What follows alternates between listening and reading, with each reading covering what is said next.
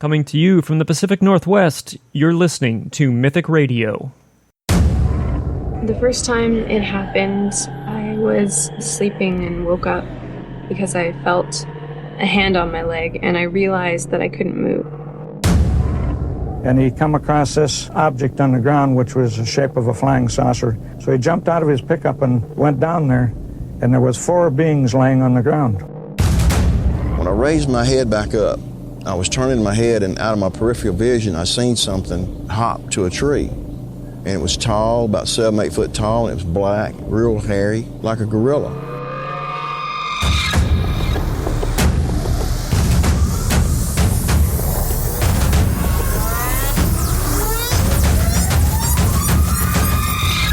The first thing we saw was this winged creature, 14-foot wingspan at least. It was huge. It almost covered half the road. Welcome to the show. I'm your host, Nick. Today is Monday, September 4th, and this is episode number 10. You can visit us over at mythicradio.com and share your own experiences by clicking on the Tell Your Story link. You can also get involved by joining our forum. It's a great place to ask questions and start new topics on what interests you. You can also find us over on Facebook at Mythic Radio and on Twitter at Mythic Radio Live. New episodes of the podcast are now available every Monday, Wednesday, and Friday on Spreaker, iTunes, iHeartRadio, SoundCloud, Stitcher, TuneIn, and YouTube. Our live show takes place every Sunday, Tuesday, and Thursday on mythicradio.com, on YouTube, and also on twitch.tv from 8 p.m. to 10 p.m. Pacific Time. Check the information below for links to those sites. Before we get into our main topic of the day, I have an update to a previous listener's story to share with all of you. Jessica from Austin, Texas writes in and says, I wrote in last week regarding a white misty figure that had passed by my office door one autumn evening while I was at work.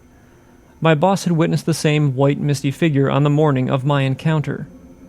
That office is a converted farmhouse located across the field from our current office. It seems that location would not limit otherworldly experiences of myself and my coworkers. One of the first days in my new office yielded another sighting. One day a coworker sat in my office talking, another stood in the doorway listening, while another joined in the conversation from the hallway.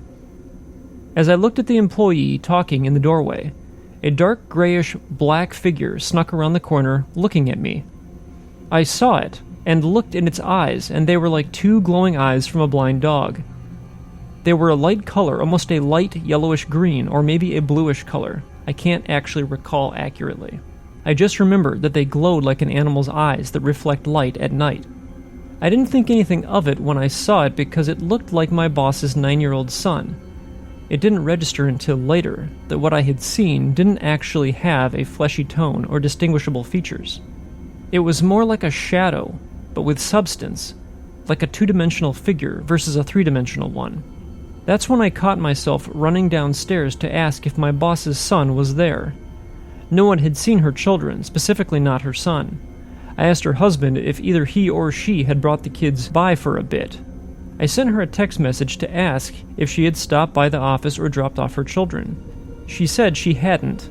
I realized in the midst of all my inquiring that what I had seen was not her son, but something else.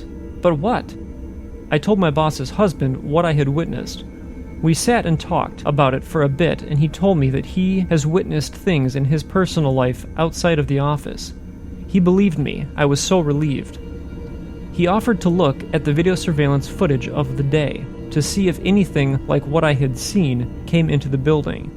We watched it but saw nothing that would reveal anything like I had witnessed.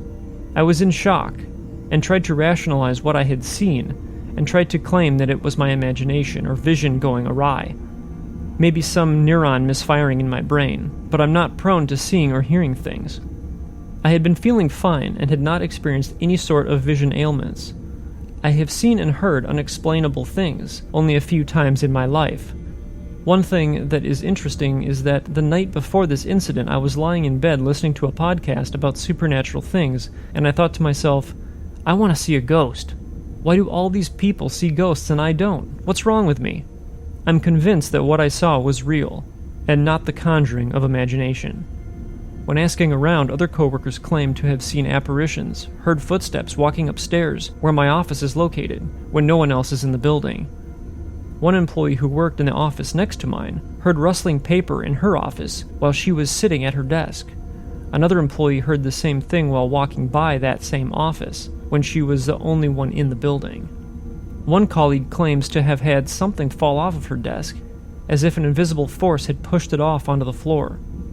Another coworker has seen what she claims to have been the bottom half of a man's body from the waist down, walking in the hangar outside our offices. One evening when I was the only one working, I heard something like shuffling feet or the rustling of paper from another office, or what sounded like it was coming from the downstairs hall. It was loud enough that it sounded like someone else was in the office, yet there was no one else present besides me. For a moment, I was afraid and shut my door as if that would stop anything from getting to me. I realized how silly that was, opened my door, and peeked my head out to look both ways down the hall. Thankfully, there was nothing in sight. I heard the shuffling feet twice that night before I left, and I haven't heard it since, but I haven't been alone in the office since that night. I plan to stay late tonight, so it will be interesting if something else happens. I've decided to record with my phone what I hear, given another incident. It seems that my initial experience at the office across the field was just a precursor for things to come. Jessica, I'm very glad that you took the time to update us on what's been happening with you and your coworkers. It definitely sounds as though the building, or perhaps even the property that the offices are built on, have a lot of spiritual activity. I would be interested to know what the history of that location is. I would also be inclined to set up a camera to attempt to capture the activity. It sounds as though multiple people in the office are aware of what's going on. Very interesting stuff. I look forward to hearing if you're able to capture any EVPs with your phone. Please keep us updated on what you're experiencing in the weeks to come, and thank you for being so involved with the podcast.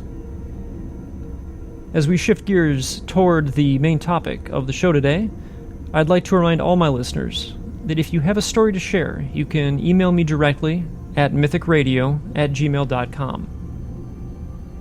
The topic of today's show is missing time, a strange phenomenon which leaves a gap in conscious memory for a particular amount of time.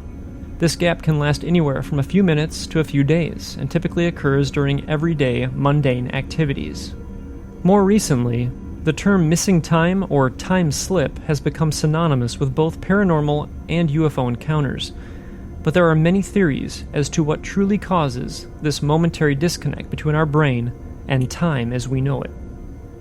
Even one of my closest friends experienced an episode of missing time while at home with his parents one afternoon.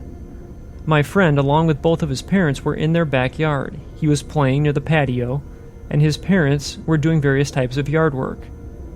Eventually, both of his parents decided to go into the house and prepare dinner. As his parents went into the house, they reminded him to stay on the patio and not to wait too long before coming in for dinner. They closed the sliding door, and my friend remained outside and continued playing on the patio. After what he believed was approximately 15 to 20 more minutes, he decided that he should probably go inside and get ready for dinner. As he opened the sliding door and entered the house, he found both of his parents in a state of panic. They rushed over to him and demanded to know where he had been. Confused, he told them he had been on the patio, exactly as they had requested. Both of his parents scoffed and again asked him where he had run off to. Becoming more and more upset, he asked his parents why they didn't believe him, and they told him that they had been looking for him for over an hour and had searched the entire house as well as outside, where they had left him on the patio. My friend was never able to explain what happened that afternoon or how to account for the 40 to 50 minutes of missing time. To this day, he is positive that he was only outside for 15 to 20 minutes and never left the patio before going inside for dinner. All over the world, people report having similar experiences where they themselves don't realize that anything is amiss until a friend or family member asks them where they have been. In many cases, people have even experienced being in one place 1 minute and somewhere completely different the next. One example of this occurred in 1969. when a mother and son were driving to visit a relative across town. They had driven the same route many times before, but on this particular day something odd happened. As they drove through the town toward the main four corners, they all of a sudden felt as though the car was moving very slowly. The next thing they knew, they were on the other side of town and driving in the opposite direction. When they looked at the clock, they realized that almost 3 hours had passed. An explanation for their missing time has never been found. There are many cases where this exact type of phenomenon is experienced by multiple people at the same time. Stranger still are the occurrences that involve the witnesses seeing an unidentified flying object in the sky moments before the missing time takes place. One example of this occurred in 1980 in West Yorkshire, England. Police Constable Alan Godfrey was on a routine patrol one night and saw a strange unidentified flying object in the night sky. Unknown to him at the time, a trucker that was further down the road witnessed the alien craft hovering over the road. Godfrey experienced missing time, during which he remembered being questioned by a man named Joseph wearing biblical robes. One of the most famous of all cases of missing time is the story of Betty and Barney Hill of New Hampshire. In the early 1960s, Betty and Barney were driving on a deserted road late at night when they encountered a strange craft that hovered over their car. The next thing they knew, they were miles down the road, having lost about 3 hours. Psychoanalysis found them both to be perfectly healthy. So how do we explain what is happening here? Are people collectively losing their minds or blacking out for hours at a time? Maybe it's just our brains playing tricks on us. My personal opinion is that it's something much less obvious. It's been scientifically proven that the brain works on frequencies. If the universe also operates on frequencies, then the brain's perception of time must depend on interpreting these frequencies and signals. Therefore, if the frequency in our brains or in our universe experiences even the slightest little hiccup, it can disrupt how we interpret time. This, however, does not explain the majority of missing time cases where people seem to completely vanish during the phenomenon, as was the case with my friend that had not left the patio, but his parents said he was obviously nowhere to be found. Time and time again, people are finding themselves in a familiar location one moment and a completely different location the next. There was one documented story of a man that walked into a movie theater to ask for the time. It was early in the afternoon, and as he crossed the street to enter the theater, he blacked out. He immediately came to and found himself standing in front of the ticket counter inside the theater. A clerk stood on the other side of the desk with a frightened look on her face. The clerk asked the man, "How did you get in?" Confused as to how he got there, the man just stared at the girl. He looked behind her on the wall and saw a large clock. It was now after 11 p.m., and the doors to the theater had been locked for some time. The man's head began to ache, and security escorted him to the front door, which was still locked, and then sent him on his way. None of the employees ever witnessed the man entering the theater.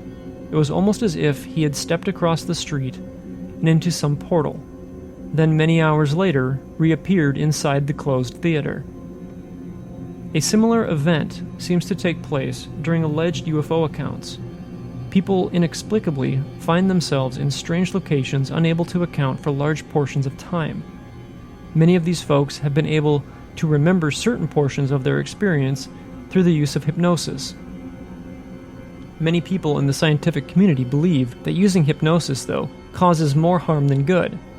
It is thought that the so-called memories that people recall are actually false memories.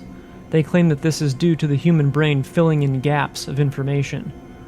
Whatever you call it, I think there is a lot of factual information out there that scientists have disregarded because it doesn't fit within their parameters of what they consider to be science. I believe this is a very real phenomenon. I think that it has a lot to do with the fact that our world holds many mysteries that too many people are unwilling to accept. I want to know if any of you have experienced missing time, or know of anyone who has. Whether it involves a UFO encounter or not, I'd love to hear your story. I'd also like to know if you guys have any theories or explanations as to what causes the missing time phenomena. If you have a question or story for me, as usual, you may contact me at mythicradio@gmail.com, or by visiting mythicradio.com. I'd also like to remind you that if you enjoy the show, please click the follow and like buttons. It definitely helps us to know what kind of content you guys are interested in. Please join me on the next episode as we discuss strange encounters and the mysterious origins of the Men in Black. From all of us here at Mythic Radio, thanks for listening, and please remember, don't wait for the unknown to come to you. Get out there and find it.